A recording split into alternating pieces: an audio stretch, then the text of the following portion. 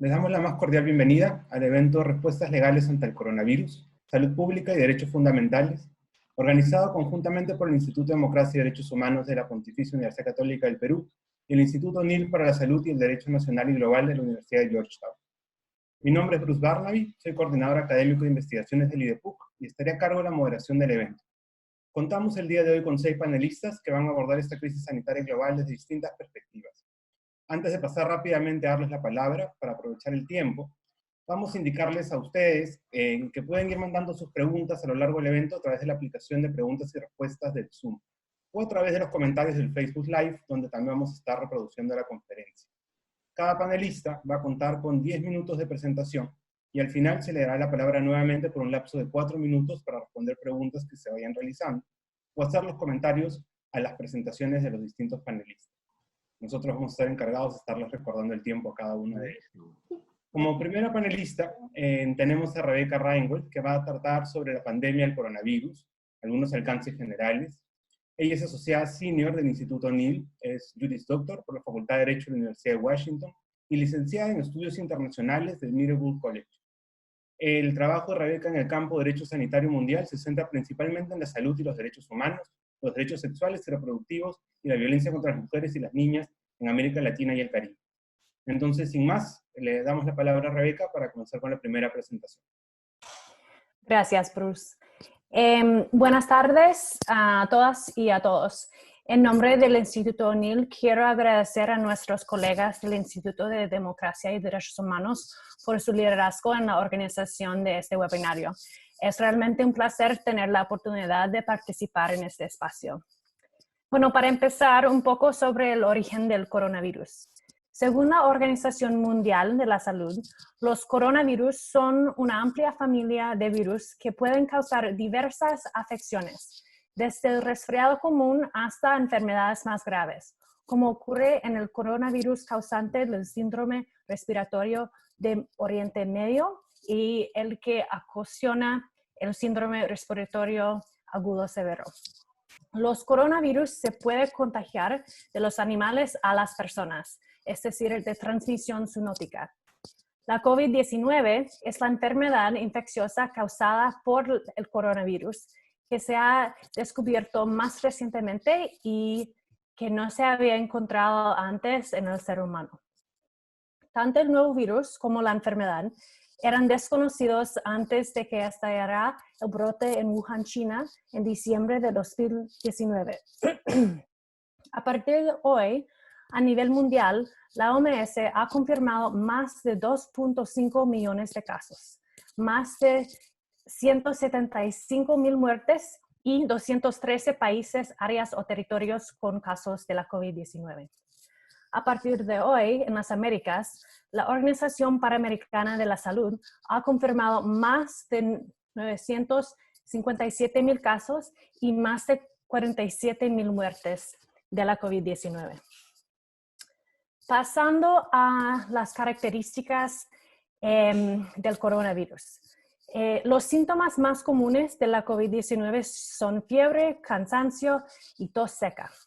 Algunos pacientes pueden presentar dolores, congestión nasal, rinorrea, dolor de garganta o diarrea. Estos síntomas suelen ser leves y aparecen de forma gradual. Algunas personas se infectan, pero no se desarrollan ningún síntoma y no se encuentran mal.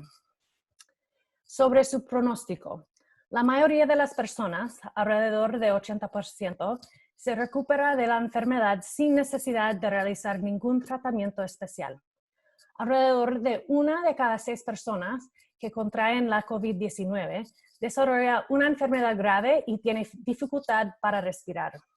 Las personas mayores y las que padecen afecciones médicas subyacentes como hipertensión arterial, problemas cardíacos y pulmonares, diabetes o cáncer, tienen más probabilidades de desarrollar una enfermedad grave.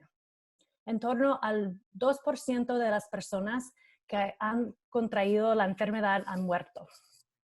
Sobre su transmisión, una persona puede contraer la COVID-19 por contacto con otra que esté infectada por el virus. La enfermedad puede propagarse de una persona de persona a persona a través de las gotículas procedentes de la nariz o la boca, que salen despedidas cuando una persona infectada tose o exhala. Estas gotículas caen sobre los objetos y superficies que rodean a la persona, de modo que otras personas pueden contraer la COVID-19 si tocan estos objetos o superficies y luego se tocan los ojos, la nariz o la boca. También pueden contagiarse si inhalan las gotículas que se hayan esparcido una persona con la COVID-19 al toser o exhalar.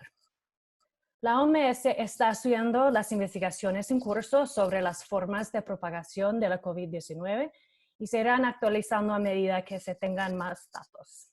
El periodo de incubación es el tiempo que transcurre entre la infección por el virus y la aparición de los síntomas de la enfermedad. La mayoría de las estimaciones respecto al periodo de incubación de la COVID-19 oscilan entre 1 y 14 días y en general se sitúan en torno a 5 días. Hasta la fecha no hay ninguna vacuna ni medicamento antiviral específico para prevenir o tratar la COVID-19. Se están investigando posibles vacunas y distintos tratamientos farmacológicos específicos y hay ensayos clínicos en curso para ponerlos a prueba. Pasando a la categorización del coronavirus como pandemia, el 30 de enero de este año, la epidemia de la COVID-19 fue declarada por la OMS como una emergencia de salud pública de importancia internacional. El Reglamento Sanitario Internacional define una emergencia de salud pública de importancia internacional como un evento extraordinario que constituye un riesgo para la salud pública de otros estados a causa de la propagación internacional de una enfermedad. Y se podría exigir una respuesta internacional coordinada. Las emergencias anteriores han incluido el ébola, el Zika y la gripe H1N1. El 11 de marzo, la OMS categorizó la epidemia de la COVID-19 como una pandemia, lo cual se define como la propagación mundial de una nueva enfermedad. Según la OMS, la caracterización ahora de pandemia significa que la epidemia se ha extendido por varios países, continentes o todo el mundo y afecta a un gran número de personas. Mientras esa categorización del coronavirus como pandemia no tiene consecuencias jurídicas, se puede afectar la magnitud y el alcance de la respuesta global, es decir, cuántas personas o cuánto dinero o suministros hay disponibles. Finalmente, un breve panorama de las medidas de salud relevantes en este contexto. Entre las medidas de salud tomadas para abordar la pandemia del coronavirus están incluidos la detección y vigilancia de casos, la identificación de los contactos, la cuarentena y otras medidas de aislamiento, el distanciamiento social y físico, las medidas aplicables a viajeros internacionales y nacionales, la protección especial para profesionales de salud, el tratamiento de la enfermedad y vacunación contra el virus, y como una medida transversal, el racionamiento de recursos de salud escasos. Los otros ponentes entrarán en mayor detalle sobre esas medidas y sus consecuencias para los derechos humanos individuales. Muchas gracias. Muchas gracias, Rebeca. Por siguiente al tiempo. Vamos a pasar entonces a la segunda presentación. Es referida a la respuesta peruana frente a la crisis, a cargo de Elizabeth Salmón. Ella es doctora en Derecho Internacional por la Universidad de Sevilla y profesora principal del Derecho Internacional de la Pontificia Universidad Católica del Perú. Es directora ejecutiva del IDEPUC y presidenta del Comité Asesor del Consejo de Derechos Humanos de Naciones Unidas. Asimismo, es jurista experta extranjera para actuar como amicus curiae en la Jurisdicción Especial para la Paz en Colombia. Así que le vamos a dar la palabra también por el lapso de 10 minutos a Elisa.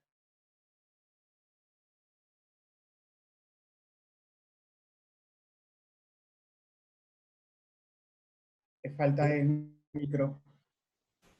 Ahora me parece que ya estoy. Bueno, muchísimas gracias a todos por estar aquí con nosotros, escuchándonos. Quiero agradecer a nombre de IDEPUC, el Instituto O'Neill de Georgetown University, porque realmente es para nosotros un motivo de enorme alegría poder volver a ver a varias personas que no veía hace algún tiempo y poder llevar a cabo actividades de manera conjunta.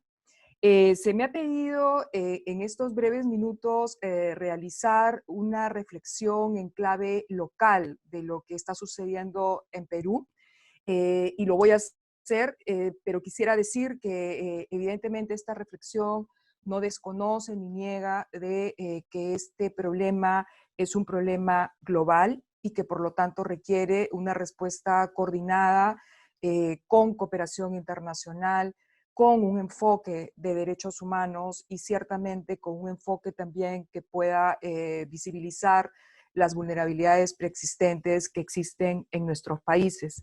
Esta necesidad de un enfoque global ha sido resaltada por una serie de instituciones de derechos humanos en nuestro continente, la Comisión Interamericana, la Corte, una guía práctica de respuestas que ha sacado la Organización de Estados Americanos, también el continente europeo, el Comité de Derechos Sociales del Consejo de Europa ha sacado una serie de pronunciamientos, el Comité de Naciones Unidas sobre Derechos Económicos, Sociales y Culturales, y un informe muy valioso del Secretario General de las Naciones Unidas. Todos estamos juntos en esto, que creo que el título habla por sí mismo de la necesidad. En todos estos instrumentos, y estoy convencida de que este es el enfoque, los derechos humanos no deben ser vistos como un impedimento o como un obstáculo al momento de luchar contra una pandemia tan grave, tan inesperada como esta, la del COVID-19, sino que estoy convencida de que la aplicación de los derechos humanos y la utilización correcta de estos derechos llevan a que la respuesta sea mucho más eficaz, sea mucho más legítima y no se agote con la pandemia, sino que el Estado de Derecho y la democracia puedan salir fortalecidos de esta situación.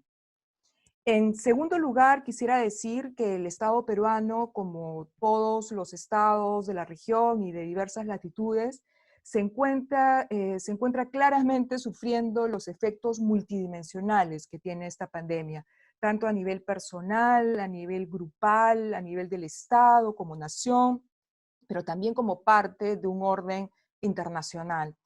El Estado peruano también se ha sumado a esta tendencia reciente en las últimas semanas, como ya señaló Rebeca, de adoptar medidas de un amplio espectro para hacer frente a la pandemia. En el caso de nuestro país se ha determinado el aislamiento obligatorio, la cuarentena, el cierre de fronteras, la prohibición de viajes y una serie de medidas que evidentemente buscan hacer frente a esta situación.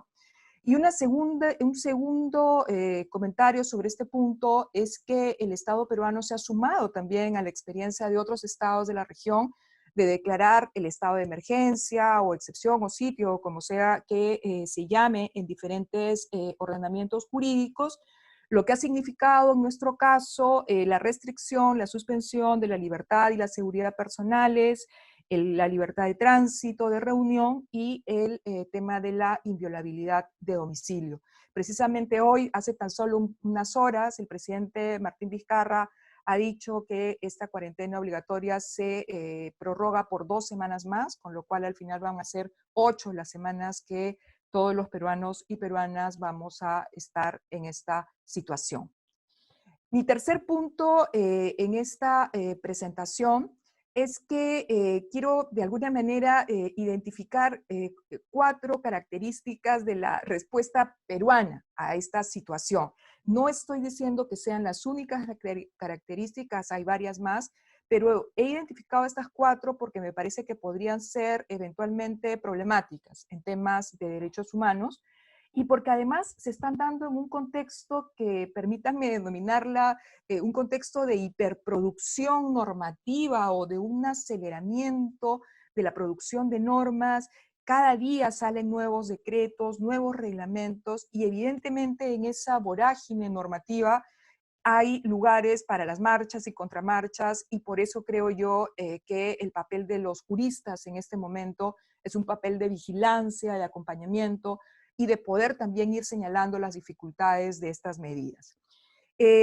Muy rápidamente quisiera mencionar 4 características, probablemente luego se puedan desarrollar. Una primera es que el Estado peruano ha tenido una reacción muy rápida frente a la pandemia.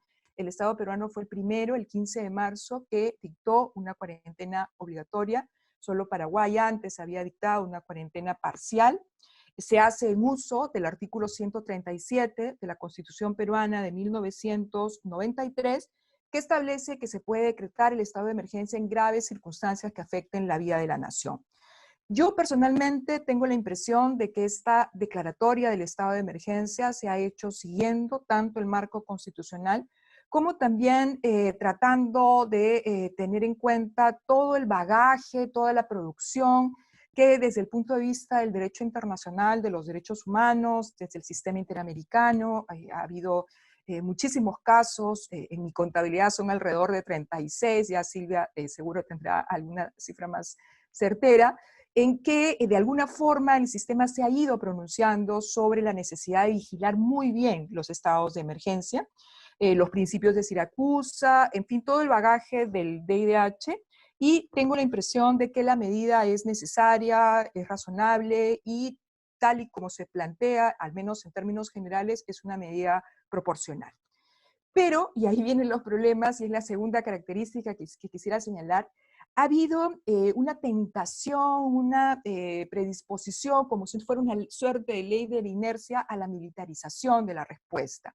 ¿Qué quiero decir con esto? Que el marco constitucional permite que las Fuerzas Armadas tomen el control del orden interno, si es que así lo dispone el presidente de la República en un contexto de emergencia, y a esto se ha recurrido, ciertamente. En nuestro país existen algunas normas que establecen cuándo las Fuerzas Armadas y sobre todo cómo es que las Fuerzas Armadas van a utilizar la fuerza, pero ha habido una norma muy reciente del 28 de marzo, la 31.012, que ha establecido algunas medidas particularmente problemáticas, como la exención de responsabilidad penal en casos de que se usen las armas de manera reglamentaria, a pesar de que se cause lesiones y muertes. Se ha establecido en esta norma también que uno de los 3 principios claves del uso de la fuerza, como es el principio de proporcionalidad en el uso de la fuerza, ¿no es así? Esta relación entre la amenaza y la fuerza que se utiliza se deroga. Entonces creo que son medidas inapropiadas, populistas, por parte del Congreso, que evidentemente podrían tener un nivel de protección y de revisión judicial.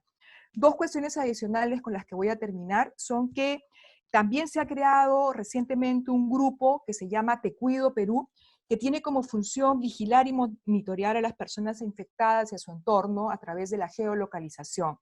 Esta medida por sí misma, aparentemente neutral, correcta, para evitar el contagio, sin embargo, tiene un problema, y es que la protección de datos personales no es una de las medidas que pueda ser suspendible en el marco de los estados de emergencia, y en segundo lugar, tampoco se ha establecido claramente cuáles son los lineamientos. Creo que aquí estamos frente a un debate tremendo, que es el tema de la tecnología y los derechos humanos, y creo que aquí hay un camino muy largo todavía por recorrer en términos de reflexión jurídica. Finalmente, quiero decir que también el Estado ha adoptado medidas para mitigar efectos económicos en trabajadores y empleadores, o podríamos decir en empleadores y en trabajadores, porque se ha planteado la suspensión laboral perfecta, en la que se establece que la persona dejará de percibir su remuneración si es que no puede acogerse al teletrabajo, o si es que no puede, por la naturaleza de su trabajo, llevarlo a cabo. Quiero decir que esta es una medida que parece ser nuevamente justa, pero que sin embargo tiene algunas dificultades por cuanto no se ha establecido claramente el tema de la consulta a los trabajadores o a sus representantes. Ciertamente se trata de un contexto absolutamente excepcional, pero yo creo que más bien en los contextos excepcionales es que se tienen que tomar medidas muy particulares para la protección de los derechos de los trabajadores y las trabajadoras, como también ha señalado la Corte Interamericana. Muchas gracias, Bruce. Muchas gracias, Elizabeth, por la presentación. Vamos a pasar entonces a la siguiente presentación, que es sobre salud pública y derechos fundamentales, a cargo de Óscar Cabrera. Él es director del programa de iniciativa Familias Saludables del Instituto NIL, profesor visitante en el Centro de Derecho de la Universidad de Georgetown. Obtuvo su título en su país de origen, en Venezuela, y su maestría de Derecho, su LLM, con enfoque en Derecho y Política de Salud por la Universidad de Toronto. Vamos a darle también el paso por 10 minutos. Muchísimas gracias. Solo para confirmar, porque he tenido algunos problemas con el audio hoy. ¿Me escuchan bien? ¿Sí? Ok, perfecto. Yo en realidad quiero hacer una presentación un poco general, conectando con algunos de los puntos específicos de la presentación anterior, y quizás dejar un poco más de espacio para una discusión para ver cómo aplican estos estándares a temas puntuales. El primer punto en el que quería resaltar y quería conectar con algo que se dijo en la presentación anterior, creo que mencionaba esto, que no hay un conflicto inherente entre la necesidad de interponer medidas de salud pública y derechos fundamentales, derechos humanos. O sea, ese es un discurso que se usó tradicionalmente, es decir, cuando queremos hacer algo en salud pública, restringimos derechos fundamentales y por ende hay un conflicto inherente entre objetivos de salud pública y objetivos de derechos fundamentales. Creo que más bien es todo lo contrario cuando se piensan en las medidas de salud pública de una manera donde se consideren procesos participativos, procesos transparentes, donde se dé información a la sociedad, más bien se fortalece la intervención de salud pública y también se respetan derechos y se protegen derechos fundamentales. Y ahí conecto con 3 puntos que quiero hacer muy breves en la presentación. El primero es hablar un poco del derecho a la salud y la obligación que tiene el Estado de proteger la salud de la población. En la mayoría de nuestros países, y yo le he dado seguimiento a muchos casos del Tribunal Constitucional en Perú, de casos de muchos altos tribunales en la región, cuando se habla de litigio en salud, normalmente nos enfocamos en la dimensión prestacional del derecho a la salud. El derecho a la salud como un derecho que establece obligaciones en el Estado de garantizar acceso a ciertos bienes de salud. Acceso a medicamentos, acceso a hospitales, acceso a tratamientos, acceso a servicios médicos. Hay, no solo a nivel, la mayoría de nuestras constituciones, pero sino también a nivel internacional, cuando vemos el comentario general 14 o cómo se ha desarrollado, se entiende el derecho a la salud, mención de prevención. Hay una obligación del Estado de crear condiciones para que los individuos ciudadanos puedan vivir una vida saludable. En esa dimensión de prevención hay una obligación positiva por parte del Estado de tomar las acciones para prevenir los impactos que puede generar una epidemia, una pandemia como la que estamos viendo ahora. Entonces la pregunta en derecho constitucional, derechos humanos normalmente es, ¿son las medidas que está interponiendo el Estado ahora violatorias de la Constitución? ¿Son violatorias de los estándares de derecho internacional de derechos humanos? ¿Son violatorias de los acuerdos regionales del sistema interamericano de protección de derechos humanos? Y ahí yo me llevaría a formular esto de otra manera. La inacción por parte del Estado sería tan violatoria de obligaciones constitucionales y de obligaciones en derecho internacional como el exceso en el uso del poder. ¿No? Podemos evaluar las acciones que han tomado algunos países que han decidido no interponer ningún tipo de medida y se puede analizar eso dentro de un estándar de derecho constitucional y derecho internacional. Entonces, esa sería el primer comentario que quería hacer. Y eso conectarlo muy puntualmente con la necesidad de usar la evidencia que existe, entendiendo que la evidencia va a evolucionar, entendiendo que las políticas públicas, las medidas de salud pública que se interpongan ahora van a tener que irse adaptando, cambiando. De acuerdo con lo que decía Elizabeth, estamos viendo un montón de desarrollo normativo, desarrollo de decretos, hay una producción sistemática de este tipo de medidas que son en vía legislativa. En algunos países, la mayoría de los países lo están haciendo por vía ejecutiva, por más derecho administrativo, acto administrativo, pero vemos una sobreproducción de eso. Pero la idea es cómo la evidencia puede informar esos procesos y cómo tenemos que tener cierto nivel de flexibilidad para darle algún nivel de posibilidad al Estado de poder hacer respuestas coherentes que tienen que tener un proceso de revisión constante. Aquí, bueno, ya se habló un poco del tipo de medidas y sabemos un impacto en libertades individuales. La pregunta es si ese impacto se considera una violación a normativa constitucional y normativa de derecho internacional, pero ya se habló de eso en particular. Y aquí nada más resaltar 3 o 4 puntos que son importantes, porque ahora estamos tratando de responder a la epidemia con el ordenamiento jurídico que teníamos, con las herramientas que ya existían dentro del ordenamiento jurídico. Y hay un concepto que se desarrolló en el 2004-2005, un poco después de la epidemia de SARS en Canadá, que se llamó, el concepto se llamaba preparación legal para la salud pública. ¿Cuáles son los elementos que tienen que estar en nuestro ordenamiento jurídico para poder tener un nivel de preparación coherente para poder responder a estas emergencias? Es no solo poco probable, sino sería bastante idealista pensar que en este contexto de una emergencia vamos a resolver problemas estructurales que no se han resuelto en la vida social normal. Esos conceptos de preparación legal son, lo primero, tener un ordenamiento jurídico que le dé las herramientas al Estado para poder actuar. ¿No? Muchos de estos, cuando hablamos de proporcionalidad, restricción a derechos fundamentales, tienen que ser por vía legal o tiene que ser estructurado de alguna manera donde se entienda que hay una delegación de esas funciones a algún ente del Estado. Entonces, ese punto es importante. El ordenamiento jurídico tiene que estar listo y adaptado. El segundo punto sería específicamente claridad en las competencias. ¿Quién tiene que hacer qué? Y eso lo vemos que hay mucha falta de una coherencia en la respuesta del gobierno. Tienes a los ministros de salud una respuesta específica, a los ministerios del Interior haciéndolo de otra manera, justicia, cómo se coordina esa respuesta y quién tiene que hacer qué en el contexto de una epidemia. Información, la información es bastante relevante e importante, cómo se transmite la información, cómo nos involucramos directamente con la población y cómo se da ese proceso de transmitir información. Mucho se está hablando ahora y vamos a participar de un par de talleres para discutir específicamente el tema del uso del poder coercitivo por parte del Estado para que haya cumplimiento de las normas de salud pública, pero la evidencia nos ha demostrado que en muchos contextos es la confianza de la ciudadanía con el Estado lo que lleva a un mejor cumplimiento de estas medidas de salud pública. Y ahí hay un tema de transparencia, de cómo se comunica esta información por parte de las autoridades de gobierno, pero también procesos participativos. Cómo sociedad civil organizada puede participar de estos procesos y puede haber un diálogo entre el gobierno y sociedad civil. Esto también para tener un poco de fortaleza en el tipo de respuesta. Hay varios estudios después de la epidemia de Ebola en África, en Liberia, sobre todo, cómo hubo un rechazo de algunas de las medidas coercitivas por parte del Estado, pero fue porque no hubo participación comunitaria en el diseño de las medidas específicas.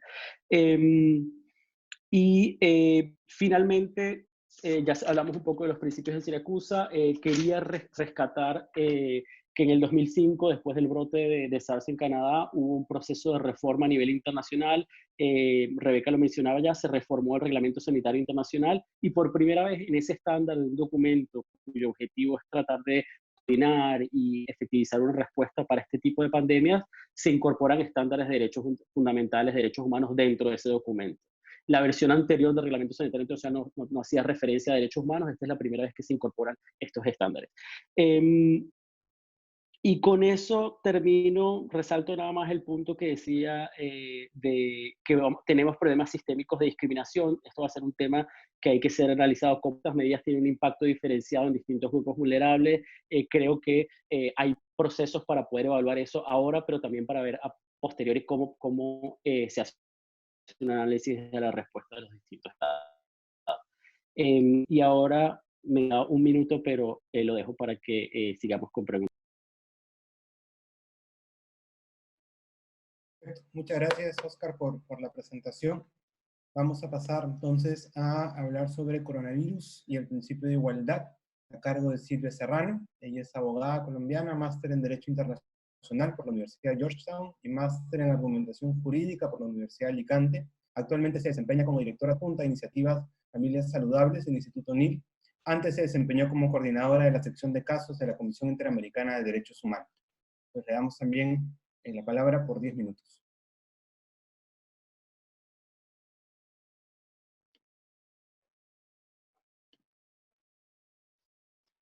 Silvia. Perdón, sí, tuve una dificultad aquí tratando de quitar el mute. Bueno, muchas gracias, Bruce, y muchas gracias al IDEPUC por compartir esta iniciativa con nosotros como instituto. Bueno, en esta intervención yo voy a tratar de contestar a 3 preguntas. Primero, cómo se ve reflejada la desigualdad en el ejercicio del derecho a la salud en el contexto de la pandemia. Voy a hablar de los impactos que tienen las medidas de aislamiento en grupos vulnerables y el tipo de medidas que se están implementando de compensación. Y en tercer lugar voy a hablar de el racionamiento de recursos médicos escasos en los países en los que esto ha sido o podría ser necesario a la luz de la prohibición de discriminación. Entonces, bueno, voy a empezar con la cuestión del ejercicio del derecho a la salud y la desigualdad en este contexto, y aquí voy a tratar 4 temas. Primero, lo que quiero comentar es la desproporción en la prevalencia de contagios y muertes por coronavirus en ciertos grupos.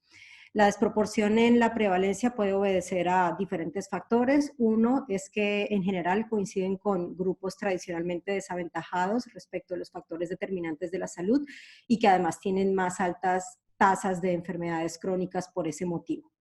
Otro factor que incide en la desproporción de la prevalencia es el hecho de que coincide con grupos que enfrentan más barreras de acceso a bienes y servicios de salud, que en el contexto de coronavirus se expresa en disparidades tanto en el acceso a diagnóstico como en el acceso a atención. Estos 2 factores, que en general caminan juntos, en su conjunto hace a ciertos grupos más vulnerables frente a la enfermedad, tanto frente a contagio como frente a la posibilidad de complicaciones en caso de contagiarse. Estas pueden ser, por ejemplo, las explicaciones para las cifras que muestran mayor prevalencia en la población afro en algunos lugares en Estados Unidos y alertas que ya se están empezando a hacer sobre el impacto que puede tener en pueblos indígenas, por ejemplo, o en zonas rurales o en situación de pobreza y pobreza extrema. Ayer, por ejemplo, leía respecto de Colombia que en todo un departamento, en el departamento del Chocó, solo hay una unidad de cuidados intensivos no hay ninguna unidad de cuidados intensivos en el único hospital público en el departamento.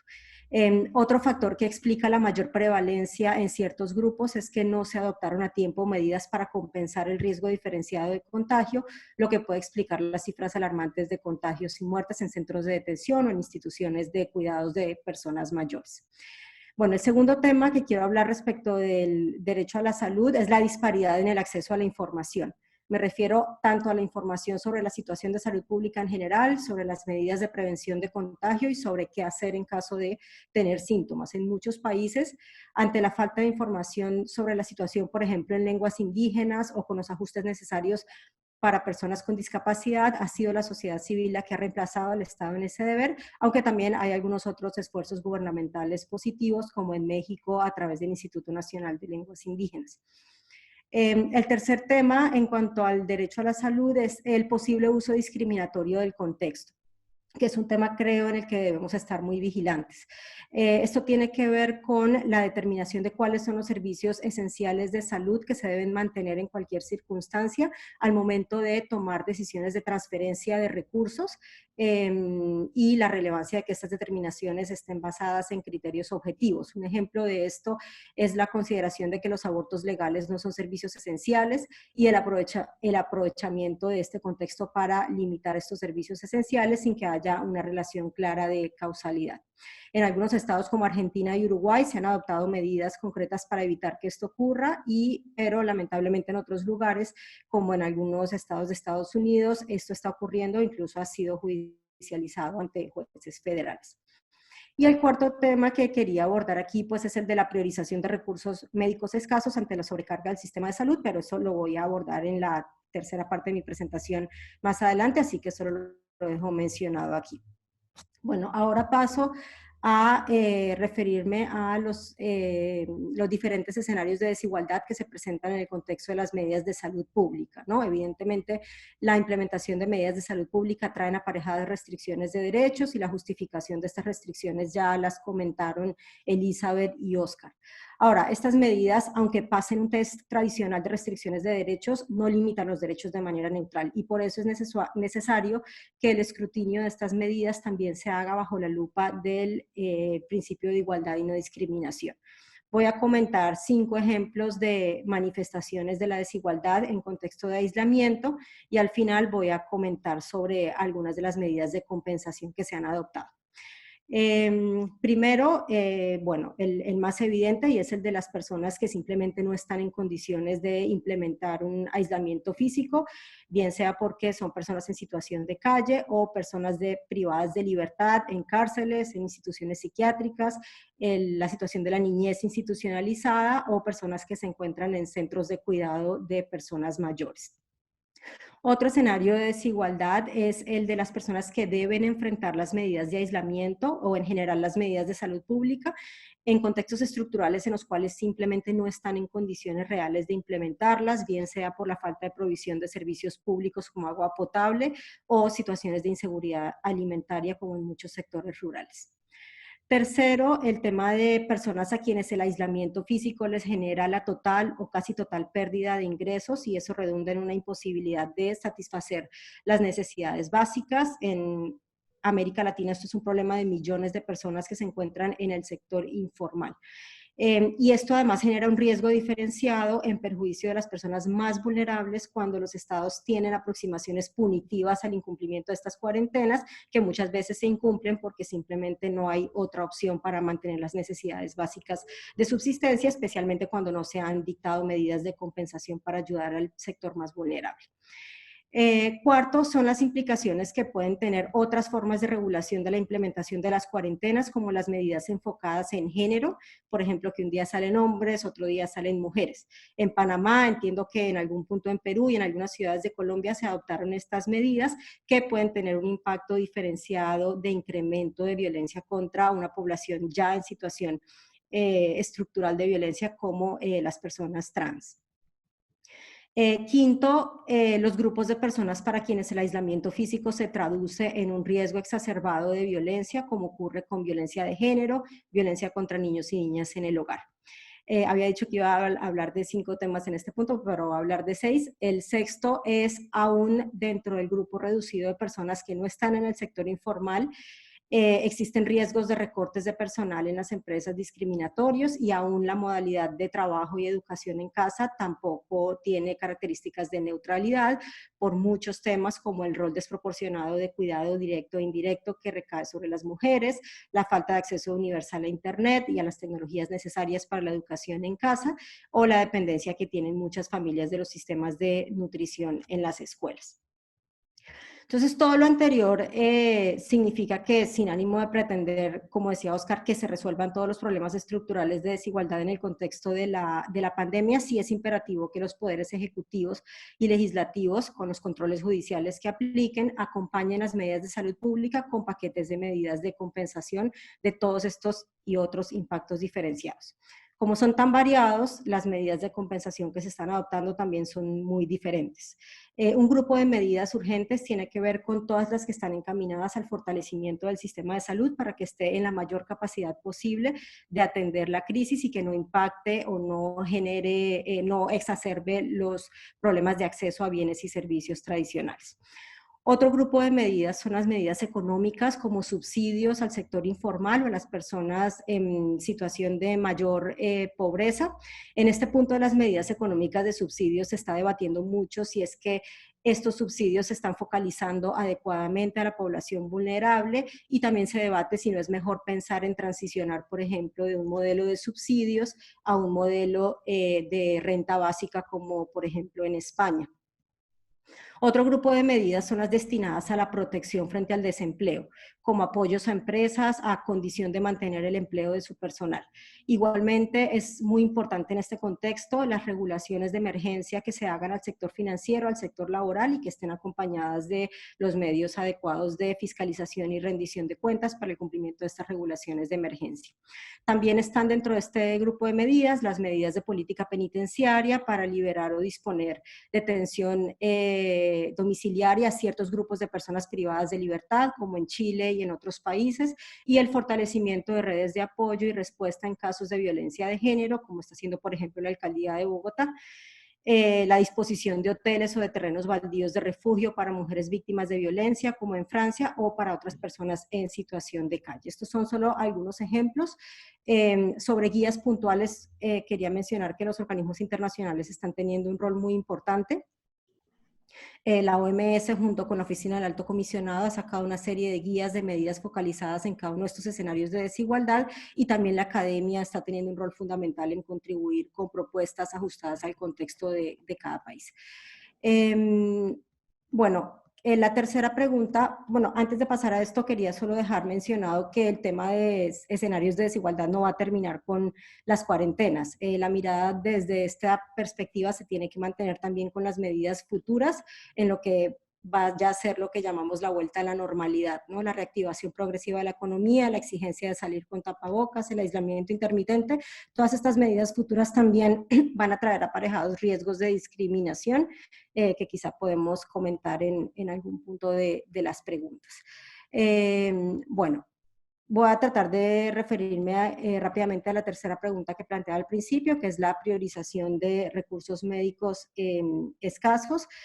Simplemente, bueno, empezar mencionando que el tema de recursos médicos escasos, pues es un tema que no se limita a las unidades de cuidados intensivos y a ventiladores, sino que tiene un alcance mucho más general, y cada uno de estos plantea debates éticos y legales diferentes. Incluye la escasez del equipo de protección para el personal de salud, incluye la asignación de los test para diagnóstico del coronavirus y, como decía, también los medios para la terapia intensiva. Cada uno de estos temas, decía, plantea debates distintos, pero voy a formular como tres grandes preguntas que es necesario hacerse en este contexto. Una es quién tiene que adoptar las decisiones de priorización, la otra, los criterios que deben guiar las decisiones de priorización y los procesos a través de los cuales se tienen que adoptar estas decisiones. Sobre quién tiene que adoptar las medidas de priorización, ha habido una gran variedad de fuentes en este contexto, desde guías de comités de bioética, de asociaciones de médicos, desde la academia, y también en algunas partes han sido las propias autoridades sanitarias las que han dictado algunas guías. Yo considero que hay varias razones para decir que le corresponde al Estado y a las autoridades sanitarias adoptar estas decisiones.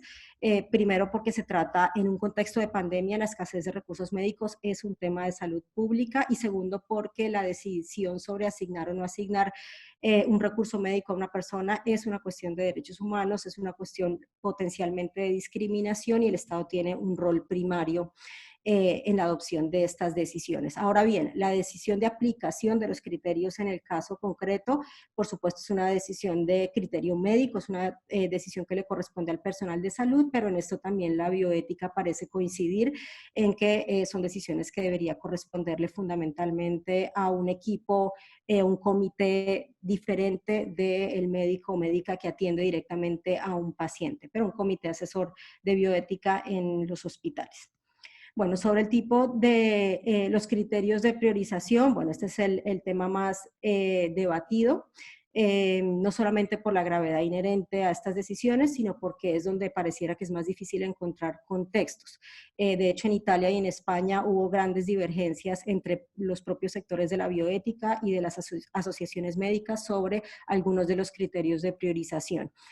También la OMS, la Organización Panamericana de la Salud y el Center for Disease Control, respecto de anteriores brotes infecciosos, han sacado algunas guías éticas y han planteado la dificultad que genera tratar de equilibrar o de balancear los principios de utilidad con el principio de equidad en estos contextos.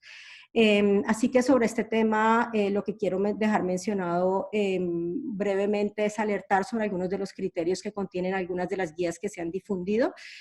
Algunos de estos criterios que incluyen criterios a priori de exclusión, como la edad o rangos de edad o ciertas discapacidades, bueno, son criterios que tienen una altísima sospecha de discriminación. Sobre eso ya alertaron varias autoridades de Naciones Unidas e incluso el Comité de Bioética del Consejo de Europa recientemente.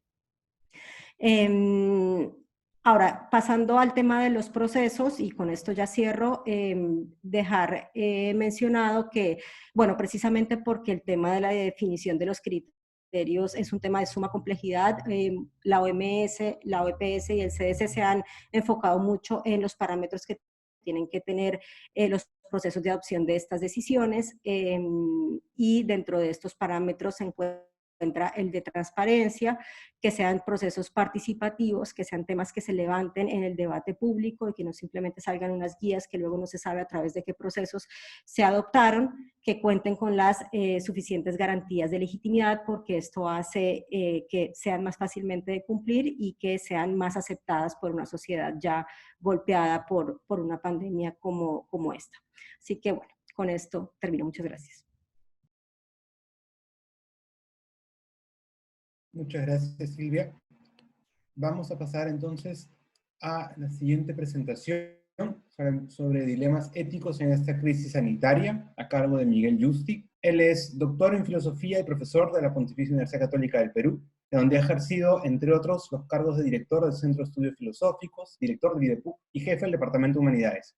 Ha sido presidente de la Sociedad Interamericana de Filosofía, y sus áreas de investigación son la ética contemporánea y la filosofía de los derechos humanos, temas sobre los que he publicado varios libros y muchos artículos.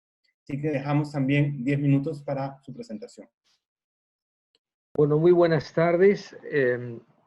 Debo hablar de una perspectiva ética, y yo quisiera comenzar diciendo que lo que llamamos ética es una perspectiva valorativa, es una manera de abordar qué nos parece justo, correcto, qué desafíos hay a nuestra jerarquía de valores en situaciones especiales, como por ejemplo la que estamos viviendo ahora.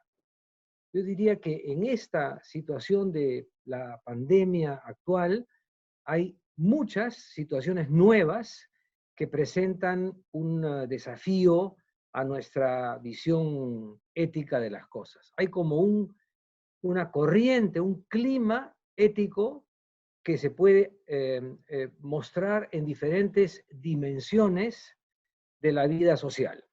Y yo quisiera referirme ahora brevemente a 6 de esas dimensiones en las que, como digo, percibimos retos distintos, desafiantes para nuestra jerarquía de valores o nuestra posición ética. Enumero las dimensiones porque no voy a poder desarrollar todas, pero para que nos hagamos una idea de lo que estoy pensando en este momento. Quisiera hablar de una dimensión individual, cómo reaccionamos como individuos ante este problema, de una dimensión sanitaria, algo que ya se ha mencionado como cuestiones bioéticas. En tercer lugar, de la dimensión política y social, de los retos que se presentan desde ese punto de vista en esa dimensión. En cuarto lugar, de la dimensión lingüística o metafórica. ¿Qué metáforas estamos usando para definir la situación en la que nos encontramos? Es muy curioso que ninguno de los presentadores o presentadoras haya dicho que estamos en una guerra, cuando en realidad es una de las metáforas más fuertes que se ha empleado para definir la guerra o el combate contra la pandemia, y eso tiene una serie de consecuencias también desde el punto de vista ético. Y finalmente, bueno, también quisiera mencionar, es otro problema, si el virus mismo tiene o no una dimensión ética. Voy a hablar de eso enseguida. Y finalmente, de lo que creo que es la cuestión ética fundamental, que es qué nos dice esta pandemia y la crisis que ha desatado sobre el orden o el desorden mundial desde el punto de vista ético. Entonces, en primer lugar, sobre la cuestión individual, la dimensión individual, diría, allí se expresa claramente lo que se ha comentado tanto del libro La peste de Camus, en donde él dice que estas crisis o estas pandemias muestran lo peor y lo mejor de los seres humanos desde el punto de vista individual. Individualmente, mucha gente ha reaccionado mostrando lo mejor, porque ha habido gestos individuales de solidaridad, también de parte de los sanitarios, de apoyo a la gente que estaba en situaciones de riesgo, pero también lo peor, porque ha habido mucho egoísmo o falta de solidaridad, una carrera por aprovisionarse de cosas sin pensar en el prójimo, en fin, lo mejor y lo peor. La segunda dimensión es la dimensión sanitaria. Yo diría, me refiero con esto a los problemas o los dilemas que han surgido tan graves tan terribles en el tratamiento de los pacientes, ¿no es cierto? Lo que se llama el triaje, cómo seleccionar a qué paciente darle una cama, un respirador artificial, en situaciones en las que hay mucha concentración, hay escasez de recursos. Pero también quisiera decir que un dilema ético es una circunstancia o una situación en la que no hay alternativas. Y una pregunta relevante es ¿por qué hay tal precariedad en los servicios de salud? ¿Acaso no debía haberse previsto una situación así? Y otra pregunta que uno se hace frente a lo que llamamos un dilema ¿es realmente un dilema o es que hay alternativas a las que no se nos ocurre recurrir o a las que deberíamos recurrir en casos como ese? China construyó un hospital en 10 días, una sociedad podría recurrir, o un gobierno podría recurrir a un impuesto especial para afrontar una situación y dejar de convertirla en un dilema. En fin, en la dimensión sanitaria hay muchos problemas éticos como el tratamiento debido de los enfermos, el cuidado del personal sanitario, la relación con las familias, a qué llamamos una muerte digna, problemas de salud mental. Todo eso tiene que ver no solo con cuestiones médicas, sino también con un problema ético. En tercer lugar, la dimensión social y política. Esto es lo más, digamos, lo más destacable en este momento. Todos los gobiernos han tomado medidas de emergencia que han recortado libertades, pero como ya se ha dicho, se han hecho en función de un bien mayor o de un bien común, pero comienzan ahí también los peligros, como por ejemplo el de normalizar el estado de excepción, o el peligro de que la distribución de las cargas del costo de la crisis no sea proporcional o no sea equitativa. El caso del Perú, de la llamada suspensión perfecta de labores, es un eufemismo que demuestra una tremenda injusticia o desproporcionalidad en el tratamiento de los casos, y por supuesto también es un eufemismo en el sentido de una utilización metafórica de una forma de encubrir la falta de responsabilidad, ¿no? Y ha habido también, por supuesto, un aprovechamiento político de muchos líderes mundiales de la crisis que se ha presentado para tratar de llevar el agua a su molino. Pienso en 3 casos que me parecen insólitos, que son el caso de Piñera en Chile, de Macron en Francia, y de Boris Johnson en Inglaterra, que pocos meses o pocas semanas antes de que se produjera la pandemia estaban tratando de hacer recortes de los gastos públicos, e incluso en el caso de la salud, y que una vez que se produce la pandemia son los principales defensores de la inversión estatal en salud, ¿no? Es un aprovechamiento político que lo percibimos en muchos casos y que también plantea dudas sobre la, digamos, rectitud ética de la reacción frente a la pandemia.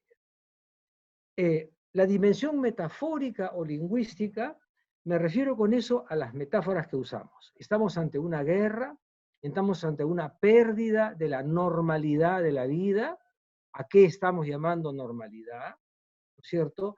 A una situación que nos pone en tal nivel de fragilidad. Estamos hablando de aislamiento, de confinamiento.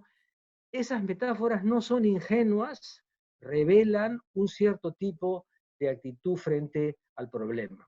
Y cuando usamos la metáfora de la guerra, claro, inmediatamente identificamos a un enemigo y declaramos que no hay ninguna responsabilidad en la producción de la pandemia, sino al revés, y tenemos además la facilidad de normalizar, como decía hace un momento, el estado de excepción. En fin, hay todo un terreno que explorar allí. En quinto lugar, decía yo, el virus. Un problema central de la ética es algo, se puede llamar ético cuando nos dice que ha habido algún tipo de responsabilidad. El virus es puro azar, apareció como una desgracia, como un maremoto, ¿no es cierto? ¿O hay algún grado de responsabilidad en la producción de ese virus que hace del virus mismo un problema del cual hay que buscar responsables? ¿No es cierto? Y es evidente que por lo menos en un sentido genérico ha sido la civilización tecnológica, industrial, capitalista, con este afán frenético del incremento de la producción, de la desterritorialización de los mercados o deslocalización de los mercados, lo que ha producido, aunque sea de manera indirecta, el problema de este virus. Entonces, ahí también hay una dimensión que merece la pena discutirse. Y finalmente, la sexta dimensión que quería mencionar es lo que creo que es el problema de fondo, ¿no es cierto? Una vez ocurrida la crisis del coronavirus, nos preguntamos cómo coge la emergencia a una sociedad, la coge con una jerarquía de valores dentro de la cual la salud, la educación y la pobreza generalizadas, o sea, la falta de salud, de atención pública de la salud, la falta de atención pública de la educación y la pobreza estructural parecen ser moneda corriente. Entonces yo digo, si algo debería hacernos pensar esta crisis es que hay que hacer un cambio radical en la jerarquía de valores de la sociedad o, como ha dicho algún autor por allí, un nuevo contrato social. Un nuevo contrato social en el cual se repiense, se reconsidere qué cosa debe ser prioritario en una sociedad y sin duda alguna debe ser prioritaria la salud, el derecho a la educación y por supuesto la inversión en ciencia de la salud, ¿no? Bueno, eso es. Muchas gracias. Muchas gracias, Miguel. Vamos a pasar entonces a la última presentación. Yo igual en el interín les convoco a los ponentes y a las ponentes para que puedan ir revisando las preguntas también que están mandando en el chat y en el preguntas y respuestas para poder ir viendo ya la siguiente parte. La última presentación es sobre las medidas de salud adoptadas en el Perú a cargo de Pedro Franque. Él es magíster en Economía, profesor principal de la Universidad Católica, con especialidad en Políticas Sociales y Políticas de Salud. Fue director ejecutivo de FONCODES, secretario ejecutivo de la Comisión de Cooperación Internacional, presidida por Javier Pérez de Cuellar. Dirigió la Comisión Interministerial de Asuntos Sociales, que diseñó la primera estrategia de lucha contra la pobreza. Ha sido presidente de Foro Salud y presidente de los Hospitales de la Solidaridad en Lima y gerente general de salud. Le damos paso también por 10 minutos a Pedro.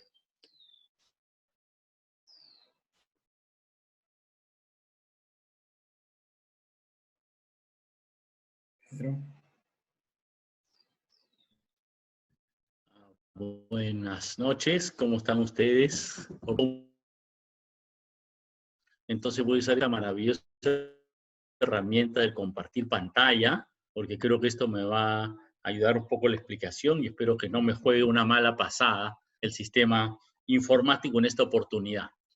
¿Ok? Entonces, bueno, primera parte, al grano, ¿cómo nos agarró el COVID-19? Esto que decía el doctor Justi, bueno, y también Elizabeth Salmón, si estamos en esta debilidad del sistema de salud, aquí hay responsabilidades, pero vale darle una repasadita a este tema, ¿no? Entonces comienzo con este gráfico sobre cuánto es el gasto público, gasto en salud pública como porcentaje del Producto Bruto Interno, es decir, del total de recursos del país, cuánto destinamos a salud pública, y aquí ven que el Perú, 3.3% del PBI, esto incluye el Ministerio de Salud y E-Salud, ¿no? Que también es una entidad pública, aunque semiautónoma, ¿ok? Y como pueden ver aquí, bueno, el Perú pues está a la cola de la mayor parte de países de Latinoamérica y bastante atrás de varios de los países, digamos, vecinos, ¿no? Ecuador, Bolivia, Chile, Argentina, destinan, digamos, 1,5 veces hasta 2 veces el porcentaje del PBI que se destina a la salud.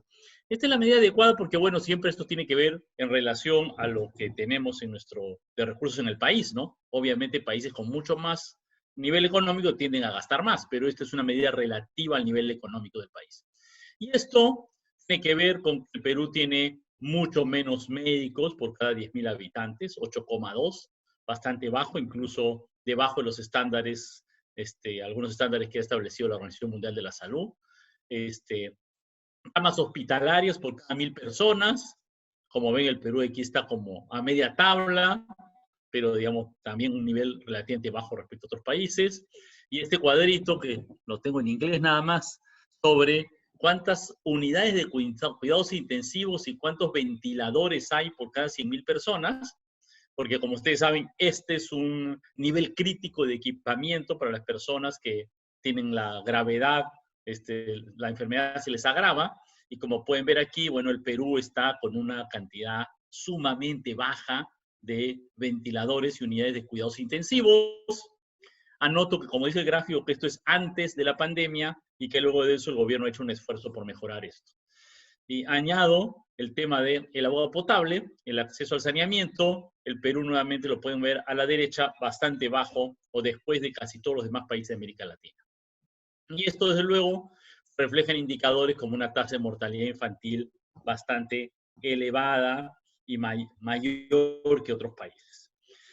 De paso, brevemente, decir que, bueno, con esto el Perú enfrenta el COVID-19 en un momento de una transición demográfica media tardía, es decir, el porcentaje de adultos mayores en el Perú no es tan grande, es menor que incluso otros países de América Latina como Uruguay o Argentina, que tuvieron una transición demográfica previa.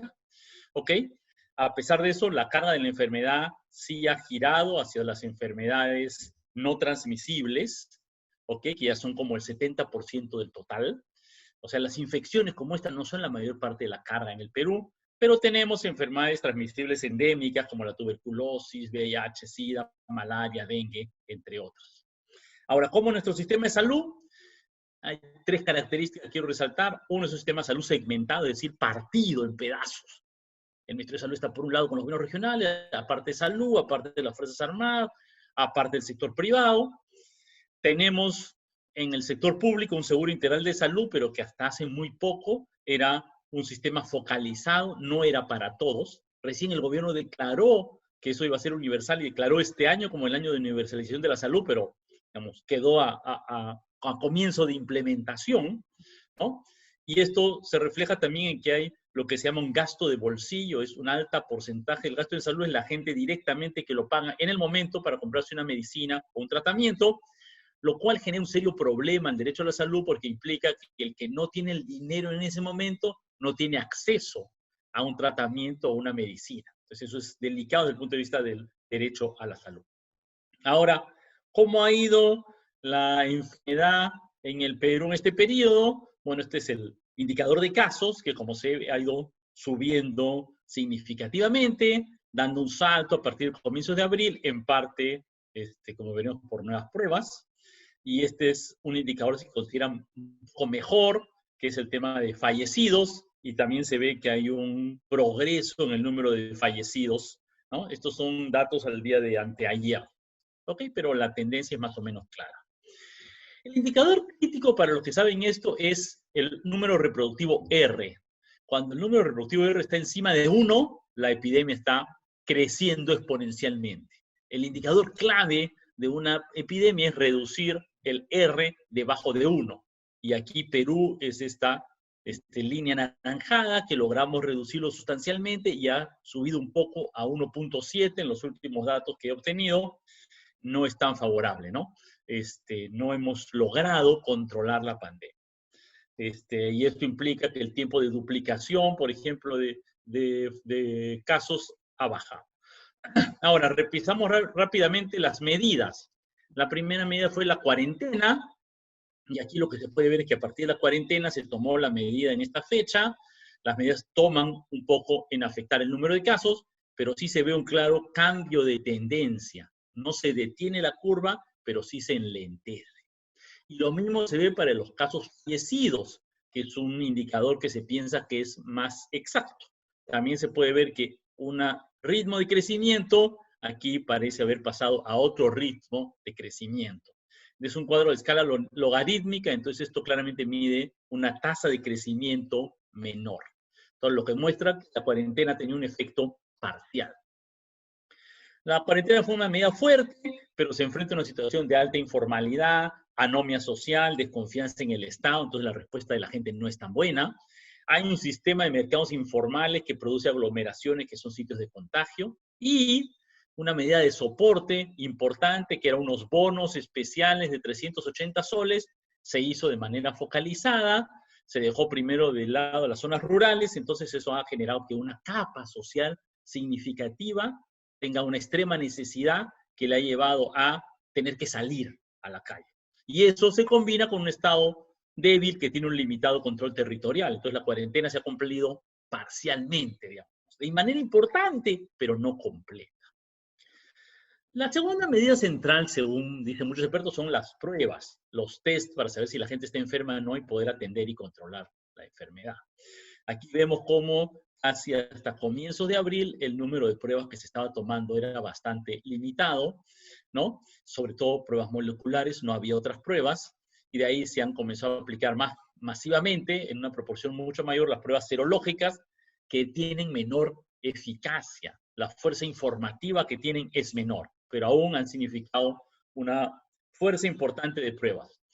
Pero lo cierto es que aquí estamos en una situación en la cual no podemos producirlas localmente, el mercado internacional está copado, nuestra capacidad de aplicar pruebas moleculares es reducida, según el ministro, o sea, aunque tuviéramos los insumos, no es tan fácil aplicarlas, y probablemente un gran límite es, las pruebas sirven para detectar casos, aislarlos, y luego chequear, verificar a todos los sospechosos para aislarlos a su vez, y da la impresión de que este tema del seguimiento y el control de casos ha tenido algunas dificultades.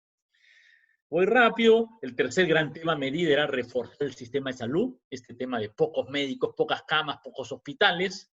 Entonces se han abierto algunos hospitales, había un par de hospitales, el hospital de Ate que estaba por abrirse, se ha abierto un poquito, edificios que se han acondicionado y se ha multiplicado el número de unidades de cuidados intensivos hasta 525, creo que ahora un poco más, pero todos dicen que este techo, aún con eso, el techo, o sea, la cantidad de UCIs es baja, por lo tanto es bastante probable que la próxima semana llegamos a un estado de saturación, es decir, que ya no va a haber más unidades de cuidados intensivos y quien las requiera no las va a poder tener. Se ha tratado de construir algunos ventiladores mecánicos, contratar un poco más de personal, pero que hay limitaciones de base que dificultan que esto pueda funcionar. Y diría que esto refleja sobre todo los limitantes estructurales, ¿no? Tenemos un sistema de salud demasiado débil, desigual, es decir, que en algunas regiones es más fuerte y en otras no, para algunos mejor y en otros no, discriminatorio, poblaciones indígenas más pobres tienen menos acceso. Nuestro sistema hospitalario tiene un problema estructural de gobernanza, es decir, cómo está gestionado, tiene una debilidad estructural. Se tomaron las medidas un poco tarde, la ministra anterior se demoró mucho, no le hizo caso al tema, recién con un nuevo ministro esto ha agarrado fuerza, y desde luego el problema es de abastecimiento de los equipos de protección personal, ¿no? Entonces estos son como temas centrales que han dificultado la medida.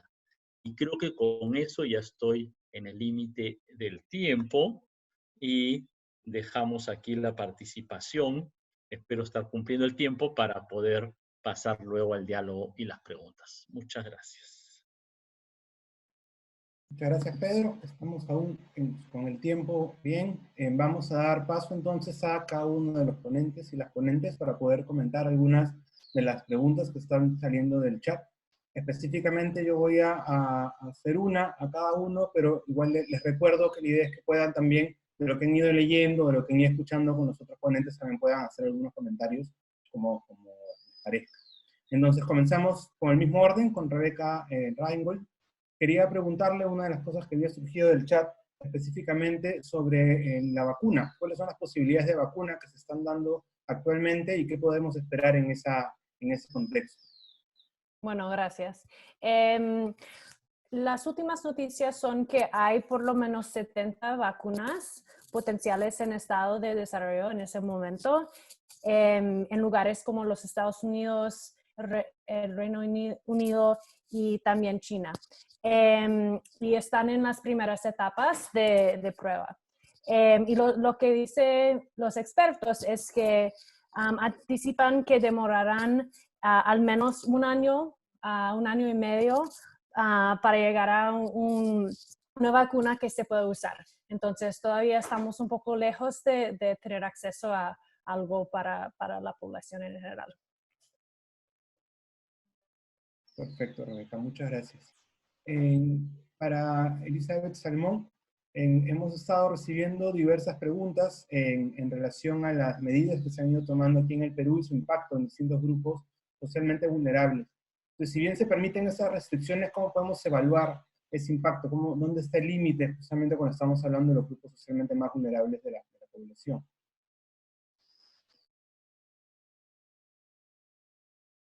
Muchas gracias, Bruce. Yo también he estado mirando, no hay mucho tiempo para responderlas todas, voy a responder algunas directamente por el propio chat. Quisiera yo, intentando responder esta pregunta, que en realidad es la pregunta del mundo jurídico, cómo encontrar ese punto medio, ese equilibrio, señalar quizá brevemente unas ideas. Creo que lo que señalaba Miguel, ustedes podrán ver que en el IDEPUC hay siempre un intento de reflexión interdisciplinar, y creo que eso es parte de poder entender el problema de una manera más integral. Pero Miguel señalaba algo que me parece bien interesante, que es con relación a la metáfora de la guerra. Evidentemente, en el mundo jurídico, la guerra tiene una connotación específica en los convenios de Ginebra, etcétera, y creo que es muy peligroso utilizar esa metáfora, tienes toda la razón. Y quizá aquí señalar que cuando me refería yo a la militarización de la respuesta peruana, es la militarización en el apoyo a la Policía Nacional, que es la que mantiene la competencia, pero creo que es muy importante que es evitar esa metáfora de la guerra, porque nos coloca en un escenario de respuestas muy fuertes, que no son necesariamente las que nos van a llevar por un camino adecuado. Con relación a los grupos en situación desventajosa o de vulnerabilidad, yo quisiera decir que en el Perú la migración venezolana, como ustedes saben, bueno, en toda nuestra región es bastante alta. Hay un altísimo número de solicitantes de refugio, de asilo en nuestro país, y la verdad es que mi impresión es que están profundamente invisibilizados dentro del conjunto de políticas públicas que puede tomar el Estado, o más bien vistos solamente desde un aspecto punitivo o sancionador, como aquellos que rompen las reglas, como si en el marco de la sociedad peruana el cumplimiento fuera maravilloso. Creo que la exposición de Pedro nos ayuda a entender que no es así. Yo creo que hay que tener en cuenta que la amenaza es el virus, no son las personas, sino es el virus. Y en ese sentido, la solidaridad, el apoyo a este grupo tiene que darse de manera, creo yo, igualitaria que a otros grupos que requieren esta ayuda. Quizá un segundo, Bruce, solamente para mencionar también el tema de las personas con discapacidad, que Silvia lo ha mencionado, especialmente son las personas con discapacidad mental e intelectual. Es un tema de la mayor trascendencia. Todas estas medidas de aislamiento no funcionan con una persona con este tipo de discapacidades, que por el contrario requiere de un acercamiento permanente para actividades de la vida diaria, o por ejemplo para ver si es que van a tener que ser eventualmente internados o sometidos a un tipo de respirador artificial. Entonces yo creo que todavía hay que hacer un espacio, un esfuerzo para poder leer esto en una clave de igualdad real y no solo en una clave de igualdad formal. Yo creo que aquí estamos frente a un momento en que esta relación intensa entre derechos civiles y políticos y derechos económicos, sociales, culturales, ambientales de otro lado, adquiere una manifestación absoluta. O sea, teorías sobre la indivisibilidad, la interdependencia, la universalidad de todos los derechos humanos, que es algo que ya desde hace bastante tiempo se menciona, adquieren aquí como una suerte de cachetada en el rostro a mostrarnos de la manera más cruda que solamente fortaleciendo derechos económicos, sociales y culturales es que una sociedad va a tener mayores niveles de resiliencia frente a estas catástrofes. Si el término, no sé si sea 100% exacto desde un punto de vista del cambio climático y movimientos ambientalistas, pero creo que situaciones como esta nos hacen ver precisamente que el nivel de prioridades, también como decía Miguel hace un momento, es un nivel de prioridades absurdo, es un nivel de prioridades completamente al revés, que nos hace más débiles y que hace que nuestras instituciones, nuestros controles y nuestras posibilidades de supervivencia como sociedad sean cada vez más pequeñas. Gracias, Bruce. Muchas gracias. ahora para pasar con Oscar, quizás también varias de las preguntas que han surgido son justamente sobre el contenido del derecho a la salud, que usualmente lo pensamos además como el contenido de las personas con su derecho a la salud, pero ahora tenemos también una situación en la cual las personas que están en primera línea, las personas que están atendiendo en estas situaciones de emergencia, en cuáles los alcances del derecho a la salud en relación a estas personas ahorita, el cuidado que se debe tener y el contenido que deberíamos esperar. Sí, muchas gracias y quería agradecerle también a los panelistas por la discusión muy interesante. Siempre nos quedamos cortos en este tipo de eventos porque son temáticas muy complejas que se pueden abordar desde distintos ángulos, distintas disciplinas. Voy a tratar de hacer reflexiones muy cortas. El tema de financiamiento del sistema de salud es algo que es constante en nuestros países. Esa necesidad además de poner recursos en la dimensión prestacional del sistema de salud y no en prevención. No, tenemos muchísimos ejemplos. En nuestros países la inversión epidemiológica del impacto que van a tener las enfermedades crónicas no transmisibles en el costo de salud es clara, pero seguimos enfocándonos en financiar el sistema y no necesariamente financiar o articular medidas de prevención. Creo que Perú un poquito una excepción con normativa de etiquetado en alimentación. Ha habido ejemplos concretos de tratar de avanzar con medidas de salud pública para prevenir la prevalencia de enfermedad. Pero ese es un tema central.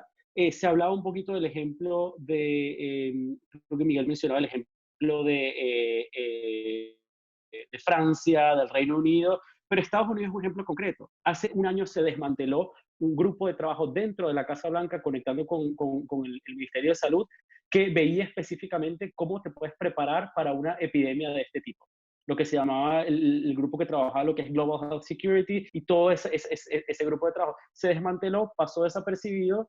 Ahora hubo que reestructurar ese tipo de procesos. Entonces, en ese contexto, los sistemas siempre sufren. No vamos a poder esperar tener el nivel de preparación. Creo que lo que hablamos de derechos civiles, derechos económicos, sociales, culturales, pero también las distintas dimensiones colectivas individuales de los derechos sociales.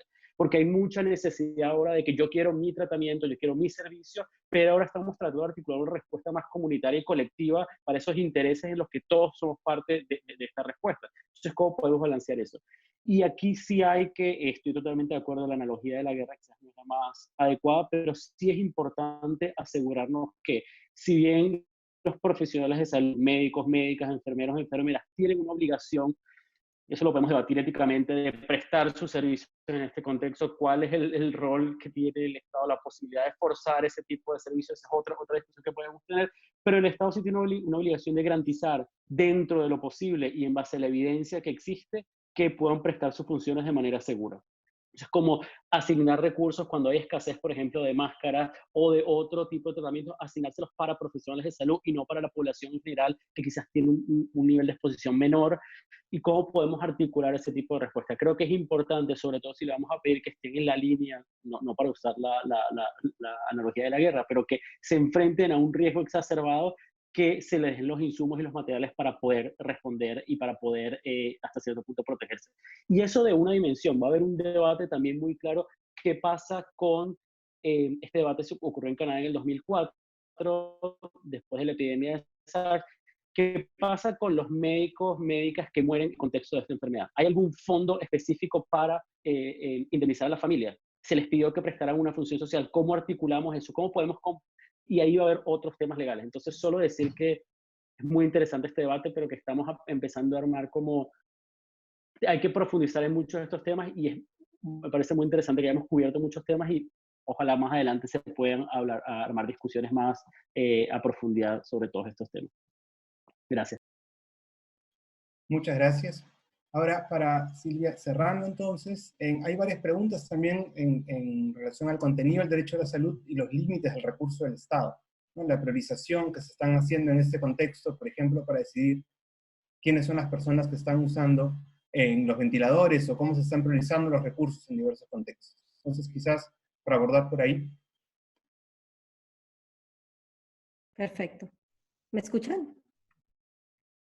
Bueno, quizá antes de pasar a la pregunta que me haces, Bruce, solo quería agregar a lo que estaba diciendo Oscar sobre el personal de salud. No sé la persona que hizo esta pregunta, pero en estos días la Organización Mundial de la Salud sacó un documento general donde habla de la respuesta basada en derechos humanos y tiene una sección dedicada a la atención o a los, digamos, las medidas especiales de protección para el personal de salud, que va más allá del equipo de protección, y a su vez cita otro documento que es del 6 de abril, también de la OMS, donde da unas guías puntuales, así que eso puede agregar al debate y quizá lo podríamos poner o, bueno, compartir a través del chat para complementar esa respuesta. Ahora, la pregunta del tema de la priorización, antes de contestar la pregunta específica sobre edad, que creo que se hace sobre, bueno, ¿por qué priorizar a una persona más joven que a otra? Quería simplemente ubicar el debate en la discusión que hay, digamos, la relación que hay acá entre bioética y derechos humanos. Y parece que hay mayor consenso en unos temas que en otros, como decía. Por ejemplo, priorizar al personal de salud es pareciera que es un consenso bajo el entendido de que esta priorización no se basa en consideraciones subjetivas sobre el valor social de las personas. Otro consenso que parece haber es que en la valoración de a quién darle un ventilador o la atención de cuidados intensivos, no solo se incluye a las personas que tienen coronavirus, sino a todas las personas que por otras causas requieran terapia intensiva o ventiladores. Y esto es muy importante porque evita que se niegue el acceso a emergencias y con ello la posibilidad de ingresar a una unidad de cuidados intensivos en caso de que esto se requiera a personas con situaciones graves, no necesariamente asociadas al coronavirus. Pero el tema se empieza a poner más complicado y con menos consensos cuando se trata de balancear tres principios de la bioética, que son la utilidad, la equidad y la priorización a quien está en la peor situación. Y ahí es donde empiezan a entrar criterios sospechosos como la edad, como la discapacidad o como las condiciones preexistentes de salud. Entonces, pareciera también que hay mayor consenso sobre decir, bueno, esto es debe ser criterio médico sobre la base del pronóstico. Esto es, darle el ventilador a la persona que tiene mayores posibilidades de sobrevivir con ese recurso.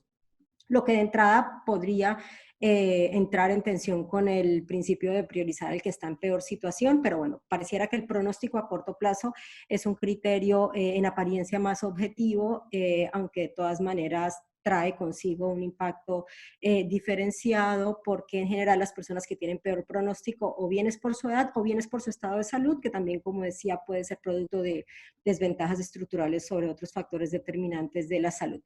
Pero ahora sí, llegando a la pregunta concreta, se hace como la posible discriminación desde el punto de vista legal aparece de manera más explícita y directa cuando se recomiendan en algunas guías criterios definidos a priori para justificar la exclusión de la terapia intensiva. Yo he estado revisando muchas de las guías que han salido académicas de parte de autoridades estatales y de parte de comités de bioética, y hay dos modelos, dos grandes modelos, los que tienen criterios de exclusión a priori y los que dan una oportunidad a todas las personas de que su pronóstico a largo plazo sea valorado en el momento. Entonces, los que tienen criterios de exclusión a priori incluyen rangos de edad, incluyen discapacidades. Aquí en Alabama, por ejemplo, salió uno que incluye la demencia, Alzheimer o retardo mental severo como un parámetro que podría justificar la exclusión. Las guías de Cataluña tienen unos rangos de edad. Las guías que salieron en Italia también tienen unos rangos de edad. Entonces, estos criterios de exclusión parecieran tener varias explicaciones. Puede ser que son indicativos de un peor pronóstico a corto plazo, pero quizá en este contexto sería preferible que todas las personas tengan una igualdad de oportunidades y que su pronóstico a corto plazo sea evaluado sin que haya un criterio de exclusión a priori. Pero en otros pareciera que se debe a diferentes interpretaciones sobre lo que significa el principio de utilidad expresado en maximizar beneficios, porque una interpretación puede ser salvar la mayor cantidad de vidas. Pero el tema de la edad puede entrar cuando el criterio de maximizar beneficios se entiende como salvar la mayor cantidad de años de vida o salvar la mayor cantidad de ciclos de vida o la mejor calidad de vida ponderada. Algunas de las guías, por ejemplo, decían que se debía priorizar a las personas con una supervivencia libre de discapacidad por encima, no priorizar a las personas con una supervivencia, sí, priorizar a las a personas con una supervivencia libre de discapacidad por encima de personas que pudieran llegar a sobrevivir, pero con alguna discapacidad. Entonces, sobre estos criterios, creo que la gran pregunta es en qué punto hay que dejar de priorizar y en qué punto deberían entrar otros criterios como loterías o como sorteos para tomar estas decisiones. Esto es un tema súper complejo, pero de lo que se ve, digamos, a nivel comparado de todas las guías que han salido es que varían en cuándo es el momento en el que ética y legalmente se tiene que dejar de priorizar con rangos de edad o con discapacidades, y ante un pronóstico comparable independientemente de edad o de discapacidad ya correspondería entrar con un criterio más de sorteo. Entonces, bueno, y termino simplemente diciendo sobre este tipo de modelos que aquí en Estados Unidos hay un sector que planteó un modelo alternativo al de tener criterios de exclusión que incluyen rangos de edad, etcétera, y lo que plantean son unas escalas de pronóstico en el momento concreto. Entonces, es un tema de debate, pero pareciera que hay unos modelos que tienen menos riesgos de discriminación o que son menos sospechosos en términos de discriminación que otros. Muchas gracias. Ahora para el profesor Miguel Yusti. Hoy día, justo en la presentación del presidente Vizcarra, estuvo hablando mucho de la solidaridad como una acción necesaria de todos y todas frente a esta situación de pandemia. Entonces la pregunta sería, ¿cuál podría ser el alcance de este principio, por ejemplo, en la discusión frente al impuesto a la riqueza o la propuesta que se están haciendo en relación a otros grupos de importancia económica en el país?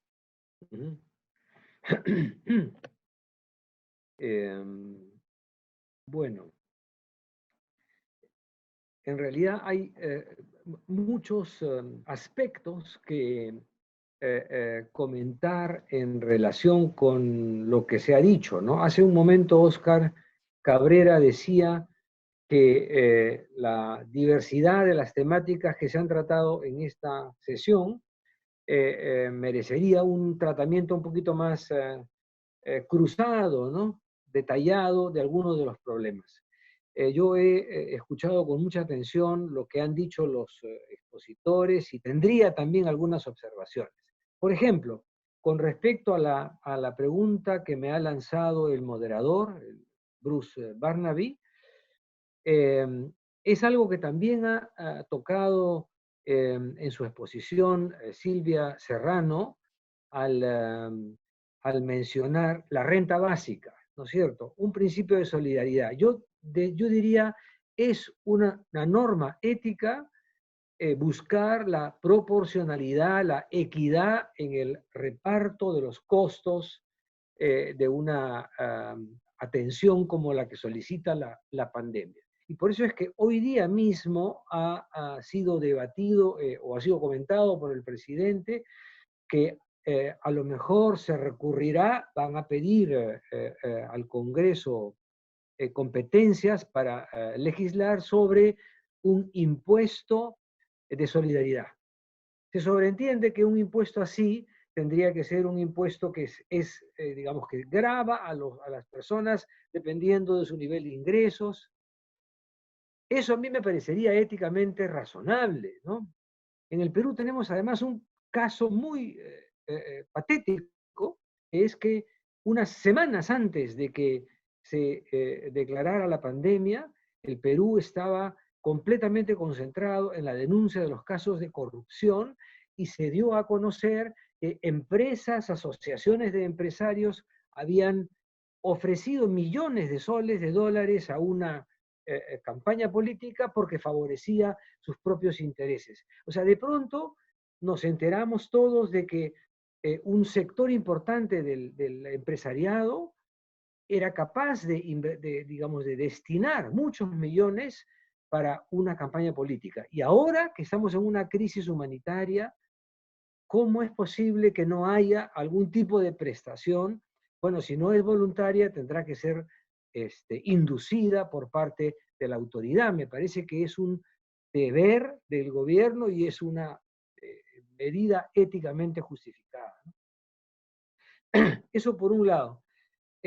Otra cosa que había tocado también Silvia Serrano es sobre el problema de la desigualdad o la discriminación en la atención a las víctimas, ¿no? Y hay algo que se suele decir que es que el virus el coronavirus es igualitario porque no distingue razas ni clases y que ataca a todos por igual. Eso es en realidad muy relativo, sino falso, ¿no? Porque como se ha explicado bien, pues hay una carga muy diferente dependiendo de los sectores a los que afecta, de los recursos de que dispone la población. Entonces, por eso, para afrontar la crisis es indispensable tomar siempre medidas compensatorias, ¿no? Un último punto que quería mencionar es que, como dije al final de mi intervención, hace falta un cambio en la jerarquía de valores, ¿no? Hay un filósofo norteamericano conocido que se llama Michael Walzer, que tiene un libro titulado Esferas de la Justicia. Y dice, como tesis central, que la justicia en el nivel económico no es ni debería ser la misma que en el nivel de la salud, ni que en el nivel de la educación, en la esfera de la educación. Que no podemos hacer depender, como ha hecho depender esta sociedad, el acceso a la educación y el acceso a la salud de los recursos económicos, como si todo dependiera de que uno puede conseguir ingresos. Y en realidad es más bien un derecho el que tiene todo ciudadano a la salud y a la educación, que debería ser garantizado por el Estado, con la distribución de tasas impositivas que sean necesarias, pero que no debería confundirse y más bien debería defenderse con toda fuerza, pues con todo énfasis, el acceso universal a la salud y a la educación. Gracias. Muchas gracias.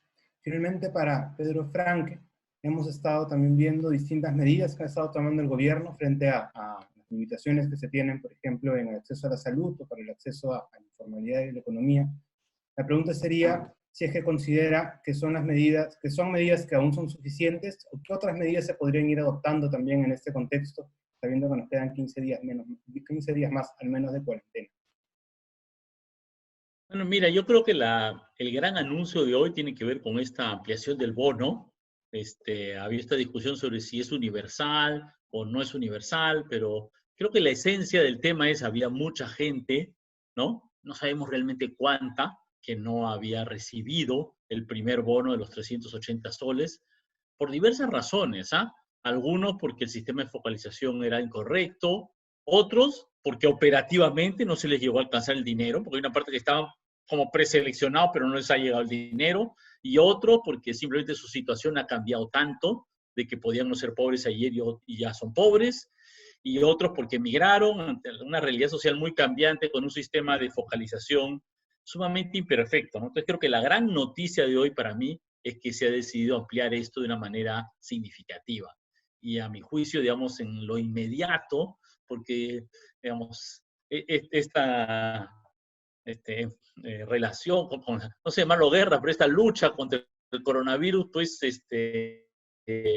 nos la jugamos todos los días, ¿no? Digamos, ¿no? Los plazos son cortos, ¿no? Las decisiones son críticas, ¿no? Entonces me parece que es muy importante que esto pueda operativizarse de una manera rápida, ¿no? Cosa que sí me preocupa un poco, porque veo algunos temas de definición como que va a ser un bono familiar, pero yo sé que no existe un registro único de familias en el Perú. Los peruanos estamos identificados por DNI, pero no hay un registro de familias en el Perú, ¿no? Entonces tengo una cierta preocupación porque esto sea operativo, pero ojalá lo sea, ¿no? Entonces eso me parece que es fundamental. Yo por lo menos creo que hay una cierta discusión en el Perú, sobre todo algunos economistas, que es como, bueno, ya hay que reactivar la economía, y pareciera haber una tensión, dicen algunos, entre combatir la enfermedad o reactivar la economía, porque si reactivamos la economía la gente se va a conectar más. Pero yo creo que tanto desde el punto de vista de los derechos y el derecho a la salud, como desde el punto de vista de la economía, en el mediano plazo, lo mejor es echar todos nuestros esfuerzos contra la enfermedad, porque incluso si hubiera una reactivación económica, como la que por ahí discute Trump en Estados Unidos, mira, si reactivan un poco la economía y la epidemia sube a niveles estratosféricos, en 1 o 2 meses se van a ver obligados a parar la economía de todas maneras, o por decisión gubernamental o por fuerza social, pero probablemente por decisión gubernamental. Entonces hoy lo que yo analizo es que tenemos que, digamos, tomar claramente partido por el tema de la prioridad tiene que ser el tema de la salud, ¿no?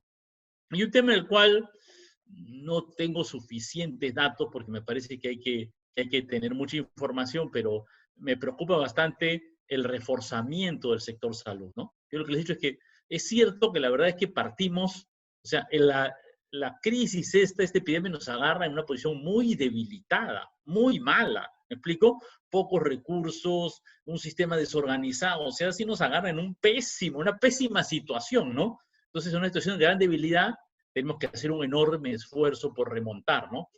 Y me pregunto si estamos haciendo todos los esfuerzos posibles en todos los ámbitos posibles, ¿no? Si el tema presupuestal no sigue siendo un tema, si las autoridades regionales y locales no están haciendo todo lo posible por reforzar esto. Si alguien preguntaba, bueno, en China tenían los equipos de protección personal, los tenían disponibles, nosotros no. Hemos puesto en nuestra industria todo el esfuerzo para que nuestra industria textil o de ropa pueda producir esos equipos de protección personal. ¿Me explico? Y en el tema de los ventiladores, he hecho algún esfuerzo, la propia Universidad Católica ha hecho un esfuerzo, pero estamos poniendo todo nuestro esfuerzo posible en ese tema. Yo creo que son temas en los cuales hay todavía un espacio por trabajar. De hecho, me parece que en este tema de el seguimiento de los contactos, el asegurar que los enfermos estén aislados socialmente, necesitamos hacer un esfuerzo estatal y social mucho mayor, ¿no? Lamentablemente el cumplimiento de ese tipo de normas o de criterios no es tan fuerte, me parece, en la sociedad peruana y el riesgo es alto. Entonces creo que hay que ponerle bastante esfuerzo ahí, ¿no? Esas serían mis ideas básicas. Muchas gracias. Quiero agradecerles a cada uno de los ponentes por las presentaciones del día de hoy.